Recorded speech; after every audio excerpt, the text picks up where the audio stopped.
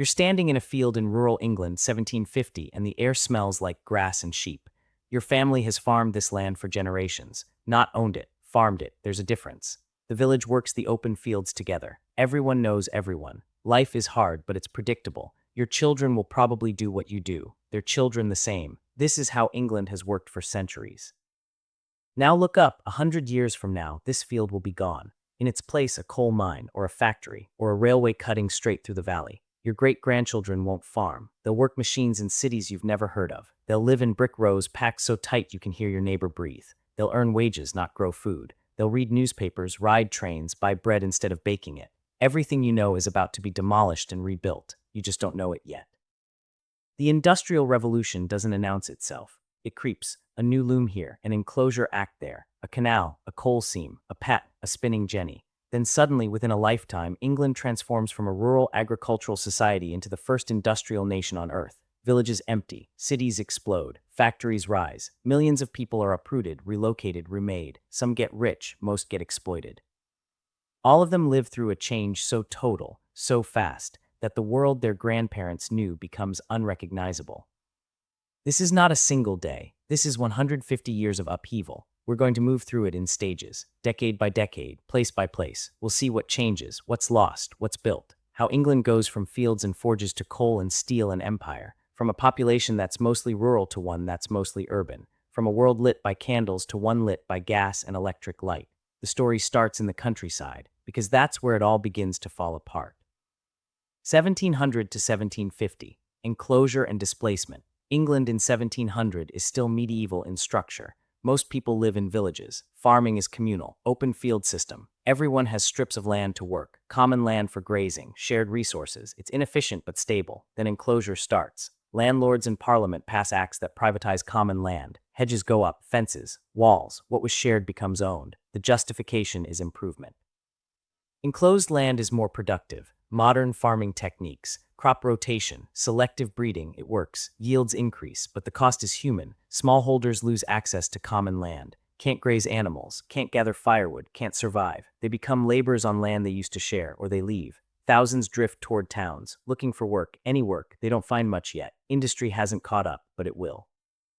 In the north, coal mining expands. Demand is rising. London burns coal for heat, so do the new ironworks. Mines go deeper. Flooding is a constant problem. Then in 1712, Thomas Newcomen builds a steam engine. It pumps water out of mines. Inefficient, huge, burns coal like madness, but it works. It's the beginning. Canals start appearing. Bridgewater Canal, 1761, moves coal from mines to Manchester cheaper and faster than pack horses. Suddenly bulk goods can move. Iron, coal, grain, commerce accelerates. England is still agricultural, still rural, but the pieces are moving into place. 1750 to 1780. Textile revolution. Cotton changes everything. Before, textiles are made at home. Spinning wheels, hand looms, cottage industry. Slow. In 1764, James Hargreaves invents the spinning jenny. One person can spin 8 threads at once. Then 16, production increases. In 1769, Richard Arkwright patents the water frame. Powered by water wheels, it spins cotton faster and stronger. Suddenly you need a building, a factory. Workers come to the machine instead of working at home. The factory system is born. In 1779, Samuel Crompton invents the spinning mule, combines the jenny and the water frame, produces fine, strong thread. English cotton textiles explode. Lancashire becomes the center. Manchester, Bolton, factories multiply. They need workers, lots of them. Villages send their surplus. People who lost land to enclosure. People who can't survive on farming. They come to the factories. Men, women, children, whole families. The work is repetitive, dangerous, loud.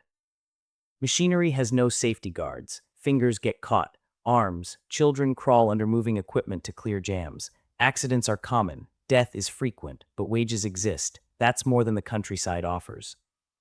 Cotton comes from overseas. Slave plantations in America, the Caribbean, India. England processes it, turns it into cloth, exports it worldwide. Massive profits, built on exploitation at every stage. Workers in England don't see those profits. They see 12-hour shifts, 6 days a week, living in slums. But the factory owners get rich. New wealth, industrial wealth. It starts shifting power. Away from landed aristocracy. Not yet, but it's coming. 1780 to 1800. Iron and steam. Iron production transforms. In 1709, Abraham Darby had figured out how to smelt iron using coke instead of charcoal. Coke comes from coal, much cheaper, much more abundant, but the process takes decades to refine. By the 1780s, it's standard. Iron production skyrockets. You need iron for everything: machines, buildings, bridges, rails eventually. Iron Bridge in Shropshire, 1781. First iron bridge in the world. A symbol. England is building with metal now. In 1776, James Watt improves the steam engine, makes it efficient, powerful, reliable. His engine can power machinery. Factories stop depending on water wheels. They can be built anywhere, near coal, near workers, near markets. Cities grow around factories. Manchester, Birmingham, Leeds, Sheffield. They swell with migrants. Housing can't keep up. Slums explode. Back-to-back houses. Entire families in single rooms. No sanitation. No clean water. Diseases spread. Typhus. Cholera, tuberculosis. Life expectancy in industrial cities drops below rural areas, but people keep coming, because starvation in the countryside is worse than sickness in the city. Work is brutal. No labor laws, no regulations. Factory owners control everything. Wages, hours, conditions. Workers have no rights, no unions. Organizing is illegal. The Combination Acts of 1799 and 1800 ban workers from forming groups to bargain for better pay. You work what you're given or you're out. Children work the same hours as adults. 5-year-olds in textile mills, 7-year-olds in coal mines. Small bodies fit into tight spaces. Cheap labor. Expendable. If you're enjoying this reconstruction, a like or subscription genuinely helps. No pressure, just appreciated. Now back to England's transformation. 1800 to 1830. Urbanization and unrest. By 1800, England's population is growing fast. Enclosure continues. More people pushed off the land. Factories need workers. Cities absorb them. London grows past 1 million people. Manchester explodes from 25,000 in 1772 to over 180,000 by 1830. Birmingham, Liverpool, Leeds, Glasgow across the border. All booming. Urban life is grim for workers. Overcrowding. Pollution, smoke from coal fires blackens buildings. Lungs, rivers turn toxic from factory waste. The Thames becomes an open sewer. Housing is desperate. Tenements, cellars, disease is rampant. Infant mortality is staggering. Half of children born in industrial cities don't reach age 5. Workers start pushing back. The Luddites, 1811 to 1816. Textile workers smashing machines, not because they hate technology, because machines replace their jobs and factory owners pay starvation wages. The government responds with force, troops, arrests, executions. Machine breaking becomes a capital crime. The Peterloo Massacre, 1819. Manchester. A crowd of 60,000 gathers peacefully demanding parliamentary reform. Cavalry charges, swords drawn, 15 dead. Hundreds injured. The message is clear. Protest will be crushed.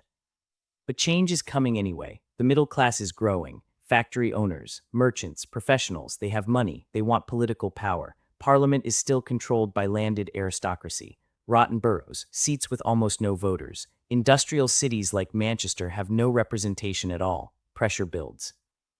Meanwhile, technology keeps advancing.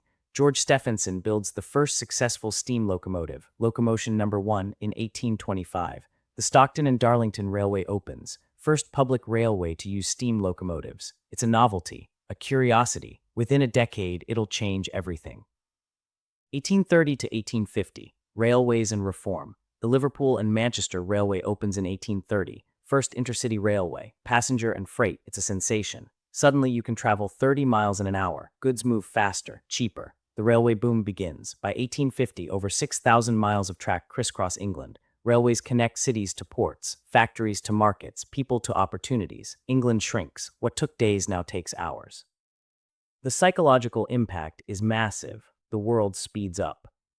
Railways need iron, lots of it. Rails, engines, bridges, stations. Iron production surges. Coal mining expands to fuel the trains and smelt the iron. Engineering becomes a profession.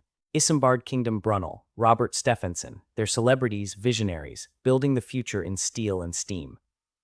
In 1832, the Reform Act passes, extends the vote, not to workers, not to women, but to middle-class property owners. Rotten boroughs are reduced. Industrial cities get representation. It's a crack in the old system. More will follow.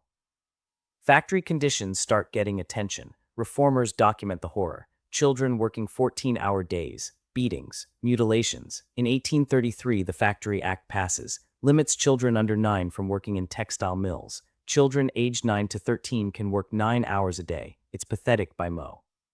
Dern standards, but it's the first labor law. Inspectors are appointed. Enforcement is weak, but the principle is established. Workers are human. They have some rights. The fight continues.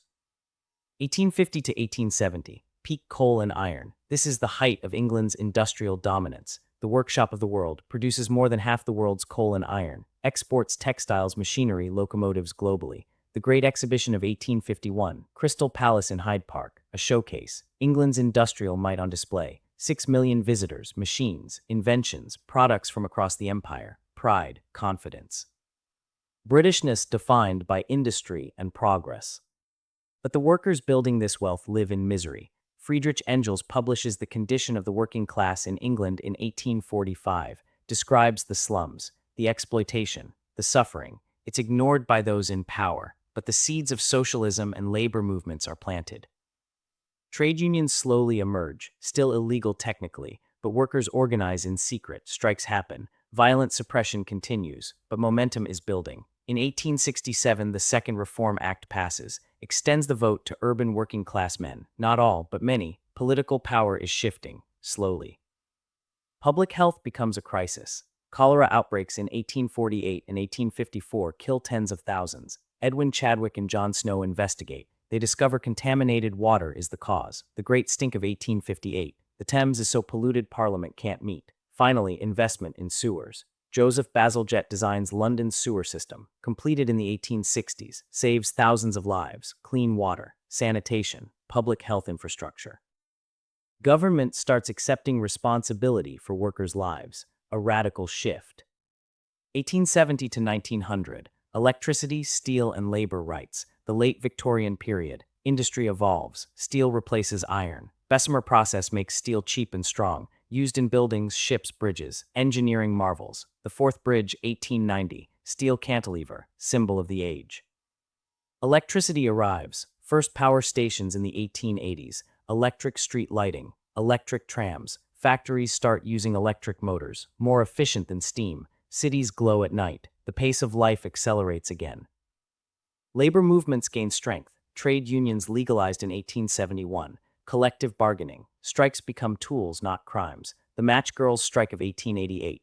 Women workers at a match factory in London walk out over unsafe conditions and low pay. They win. It inspires others. The London Docks strike of 1889. Tens of thousands of workers demand better wages. They succeed. Solidarity works.